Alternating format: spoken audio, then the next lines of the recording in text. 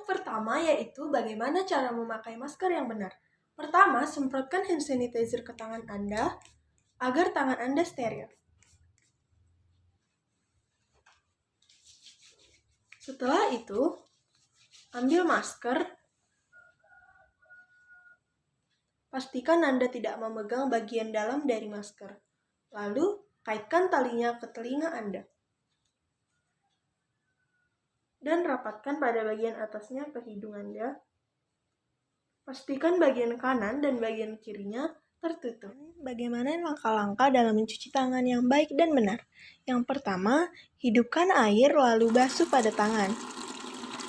Yang kedua, ambil sabun dengan menggunakan bagian punggung dari tangan. Setelah itu, ratakan pada tangan. Dan jangan lupa untuk menggosok bagian punggung dan sela-sela jari Anda.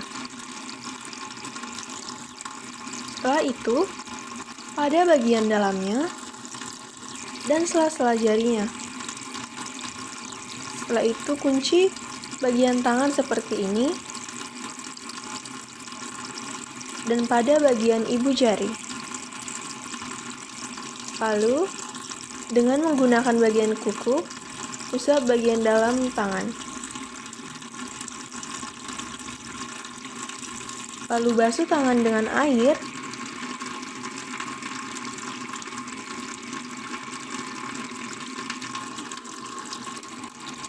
Dan ambil tisu untuk mengeringkan tangan.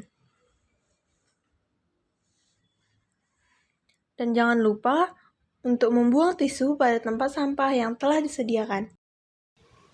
Selain mencuci tangan dan memakai masker, kita juga perlu melakukan beberapa hal berikut. 1. Menjaga jarak.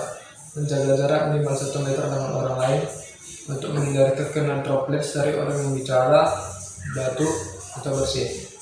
Serta menghindari kerumunan, ramaian, dan berdesakan. Bila tidak memungkinkan melakukan jaga jarak, maka dapat dilakukan berbagai rekayasa administrasi dan teknis lainnya. Rekayasa administrasi dapat berupa pembatasan jumlah orang, pengaturan jadwal, dan sebagainya.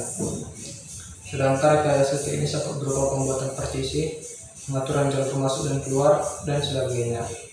Menghindari tempat keramaian terutama yang sedang sakit atau yang berada di atas usia 60 tahun atau lansia. Menurut riset lansia dan penderita penyakit kronis memiliki risiko yang lebih tinggi terkena virus corona. Virus corona bisa berada di mana saja.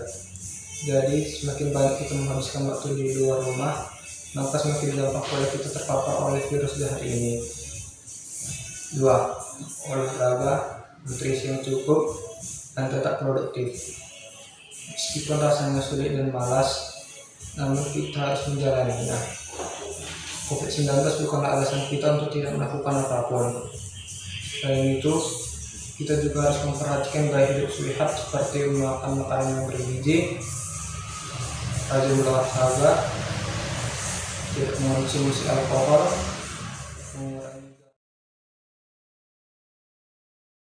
Kalau dari aku sih, langkah-langkah yang pertama itu melakukan hobi kita di waktu luang, misalnya dengan menonton film atau apalah yang kita sukai. Kalau aku kan suka nonton film Korea. Jadi dari film Korea itu bisa aku dapat maknanya. Baru langkah-langkah yang kedua yaitu aku lebih mencari banyak teman di sosial media di waktu luangku. Jadi di waktu luangku juga bisa bermanfaat seperti itu. Kalau aku sih baca buku yang berhubungan sama psikologi sih, biar mental kita itu lebih kuat. Terus karena kan masa-masa remaja ini kan agak susah ya. Terus dengerin musik. Sama sih kayak kau tadi, kalau kau nonton drakor ya tadi ya? Iya, Kan? iya. Jadi yang penting ngelakuin hobi aja sih, karena ketika kita dapat hobi kita senang, terus kita kayak nemuin kehidupan baru, kayak nemuin yang namanya harapan baru juga. Gitu sih. Karena setelah aku jalanin hal-hal yang aku suka, aku tuh ngerasa kayak lebih semangat jadinya gitu, kayak ada harapan baru.